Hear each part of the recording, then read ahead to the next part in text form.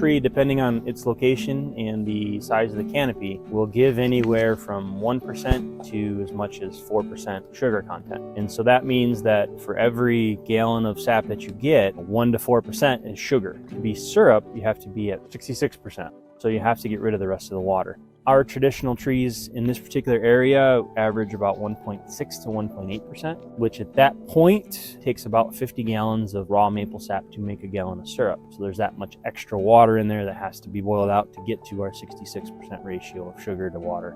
Traditional methods would be just to put that onto a fire and let the water boil off and just keep adding to it until you have your consistency for syrup. We employ a process called reverse osmosis, and what that does is uses a high pressure membrane to remove purified water, and what's left is concentrated minerals, concentrated sugar, and what little bit of water doesn't pass through as well. So we take our ratio of 50 to 1 and we turn it to about 5 to 1. So we remove 80% of our water pretty quickly without actually heating up the sap at all. Early in the season, when it's cold, you have a little bit more of a lighter profile in the early part of the season because the colder weather, there's less naturally occurring bacteria because of the colder weather.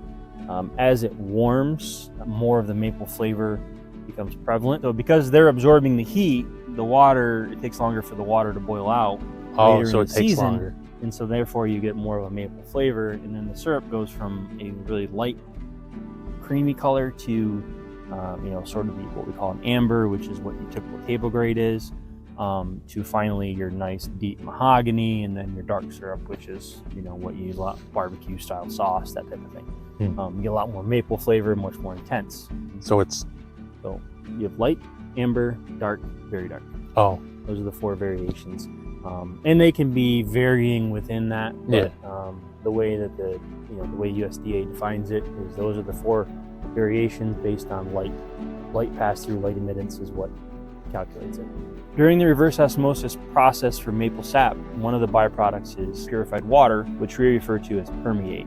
Outside of distilled water, it is the purest form that you can get of water. It's strictly H2O with very little distillates in it. It's very good cleaning, and so we actually collect it into a big tank and we keep it around our facility for cleaning purposes. And so it absorbs minerals. In this case, our predominant minerals are calcium, manganese, and iron in the sap. So when we put it through our evaporator, it actually absorbs that stuff and cleans it. Picks it up off the surface, and it wants to reabsorb those minerals back into itself. The other thing we do to it, we use that to flush our reverse osmosis system. So after every day, we have to run through a cleaning cycle on that, which uses about 2,000 gallons. So instead of using a municipal water supply, we just reuse what we have as a byproduct